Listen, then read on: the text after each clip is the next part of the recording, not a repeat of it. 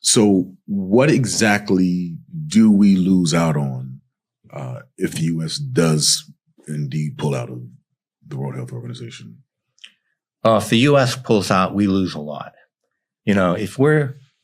Let's take a really concrete situation. We're worried about another pandemic coming. We've seen how bad COVID could be. Yes. And so right now, there's like a lot of monitoring going on in the world. And in the U.S. right now, we have one of those pandemic threats going on here.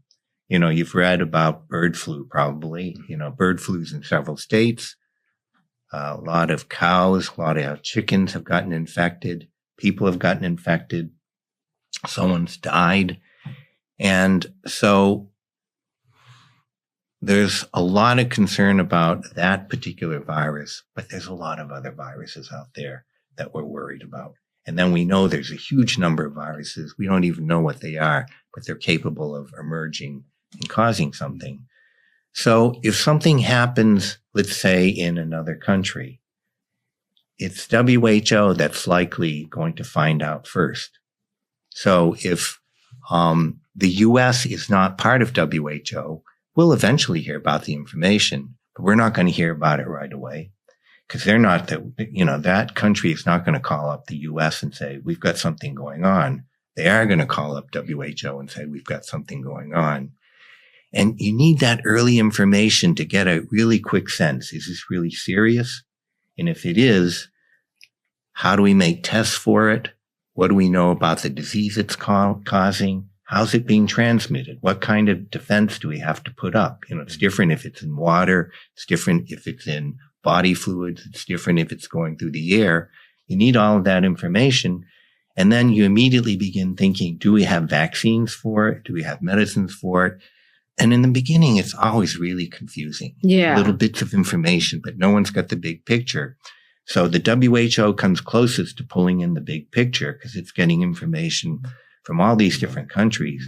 So when you lose out from the early warning, you may end up finding out, we've got the infection in our country. We didn't even know about it. And so, the U.S. has really strong technical capacities and so on. But the beginning part of it is that a lot of people and a lot of organizations have to pool together the information and the resources and so on. And so without that information, it doesn't matter what your capacities are, and you lose time.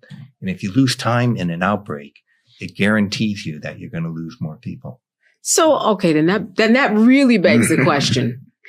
If we were part of WHO, and right now, at the time of this taping, we don't know the exact status, right? Like, want to pull out. I'm not sure if everything has happened and everything is signed, but if we were part of WHO during the pandemic and before, then what were the early warning signs that helped us at all? Because, government lockdown in a police state, basically, it seems like, could there have been a lot of early warning signs that would have helped us? And if so, what were they? Because it didn't feel like we kind of made good on those signs. That's a really good point and it points out one thing which is really important. You can have the early signs, but you have to act upon it. I had retired from WHO and I was working in Hong Kong at the School of Public Health at the University of Hong Kong when COVID happened. Okay. So in Hong Kong, within a day or two after learning that there was disease cases going on in China, in Wuhan, the government began reacting and the population began reacting about, masks started coming out. There's guidance that started coming out about what are we going to do about this outbreak, because Hong Kong had been burned before a couple of times, with SARS and, a lot of people died and so on. So that really imprinted. By contrast, in the United States, all countries knew about these infections by the early part of January of 2020 and so on. In the U.S., I don't think an emergency was declared until sometime in late February. And so, the person who first really broke the news at CDC saying, we have to really get serious because something bad is coming our way, in fact, got targeted and said, you're just raising a lot of trouble for no reason at all, Mm. and so on. And so it just points out that you can have the information, but you have to have a government and people that are willing to act on it. So being in Hong Kong, I saw how quickly things could move. And, but of course I'm watching television and I'm seeing how slowly things are moving in the US at the time. So, it takes two to dance. Yeah, yeah. What's interesting is that you were there. I can imagine that the sense of urgency with which you've got the information was way different than what we got. It was a slow burn, but what was that like? I mean, when you first heard of it, was it, the red light warning or how did it come to you where you knew, okay, this is it? Well, just from working on outbreaks in the past, when I hear about there are unexplained cases of illness anywhere. Recently there were unexplained cases of illness in DRC, in the Democratic Republic of the Congo in Africa. And I was immediately thinking, okay, is this an outbreak of something that we don't know about? Is this Ebola? Is this something else going on?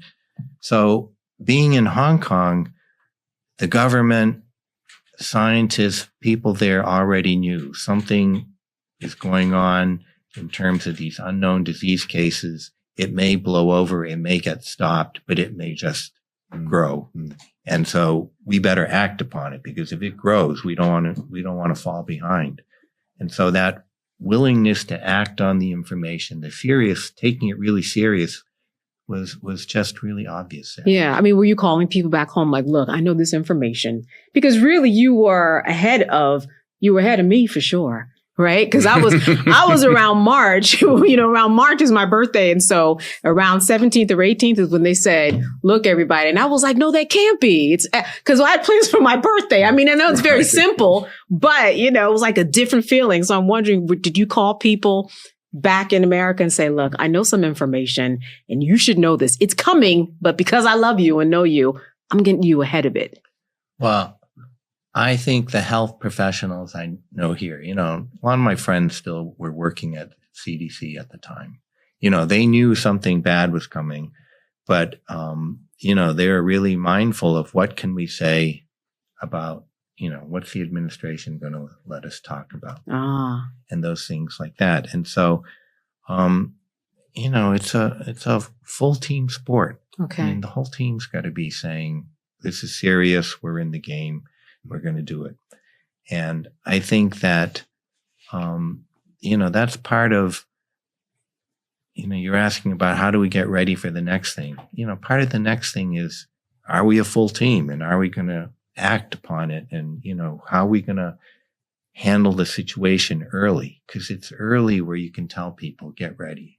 We're not sure what's going to happen, but it may be that schools will get affected. It may be that your lives will be affected. We want to give you as much time to think about it, prepare for it, and listen to this space for guidance, what to do about it.